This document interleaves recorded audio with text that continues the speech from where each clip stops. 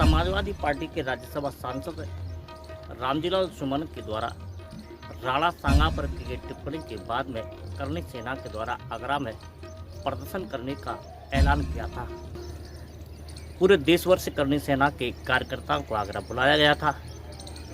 करणी सेना के पदाधिकारियों के द्वारा जिस स्थान को सम्मेलन के लिए निर्धारित किया था वह ठाकुरों की 24 का गांव गढ़ी रामी था, जो आगरा के एदमातपुर क्षेत्र में है और आगरा की सीमा से 17 किलोमीटर दूर है।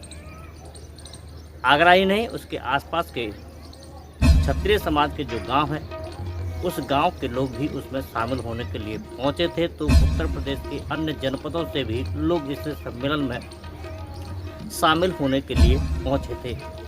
हालांकि यह सम्मेलन वीर राणा सांगा की जयंती पर आयोजित जयंती समारोह को मनाने के लिए आयोजित किया गया था, लेकिन किसी भी आयोजक से लेकर के उसमें शामिल होने वाले कार्यकर्ताओं ने न तो राणा सांगा के चरित्र पर कोई बात आने वाले युवाओं को बताई और न ही किसी व्यक्ति के द्वारा राणा सांगा के द्वारा देश के लिए किए गए कार्यों को उनके सामने रखा।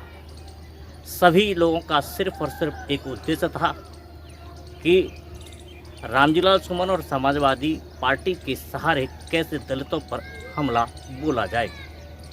हालांकि पुलिस ने रामजीलाल सुमन और शहर की सुरक्षा को लेकर के कई स्तर की सुरक्षा व्यवस्था की थी, लेकिन लोग जिस तरीके से हाथों में हथियार लेकर के लहराते हुए सांसद रामजीलाल सुमन को अभद्र भाषा में बाहर निकलने की चुनौती दे रहे थे और उनकी हत्या करने, गोली मार देने जैसी ऐलानियां कर रहे थे। हालांकि पुलिस के अधिकारी वहां पर सुरक्षा के नाम पर खड़े तो थे, लेकिन किसी भी व्यक्ति को वह कुछ कह पाते यह हिम्मत उनमें नहीं दिख रही थी। हालांकि सांसद रामजीलाल सुमन की सुरक्षा को लेकर के जैसे पुलिस ने बैरिकेडिंग की थी, ऐसा मानो कि रामजीलाल सुमन को जेल में बंद कर दिया हो। इतना ही नहीं, समाजवादी पार्टी के कार्यकर्ता करणी सेना के पदाधिकारी और कार्यकर्ता को किसी तरीके का जवाब दे पाते, इसको लेकर के पुलिस ने पहले ही उन्हें धारा 168 में पाबंद ही नहीं कर दिया था। अब तो उनके घर पर पहरेदारी करने के बाद में उन्हें घर में नजरबंद कर दिया था।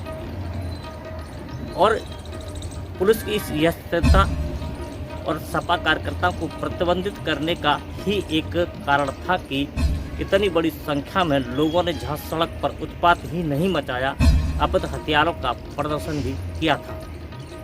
उत्तर प्रदेश की योगी सरकार जहां पर अपराधियों में गोली मार करके गिरफ्तार करने की बात कहती है, तो वहीं पर थाना हरि पर्वत में दर्ज मुकदमे में अभी तक किसी भी आरोपी की गिरफ्तारी नहीं हो सकी है।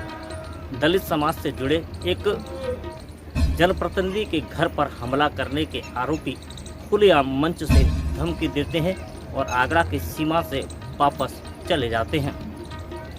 आखिर में इसे सत्ता का संरक्षण माना जाए या फिर एक वर्ग विशेष के वोट को लेने के लिए सरकार की मजबूरी, जिसमें जिन लोगों पर गंभीर धाराओं में 2-2 मुकदमे दर्ज हों वह उस क्षेत्र में आते हों, आने से पहले ऐलानिया हमला बोलते हों और उसके बाद में फिर वापस चले जाते हों। पुलिस उन पर कार्रवाई करने के बजाय अपने बचाव में दिखाई देती हो।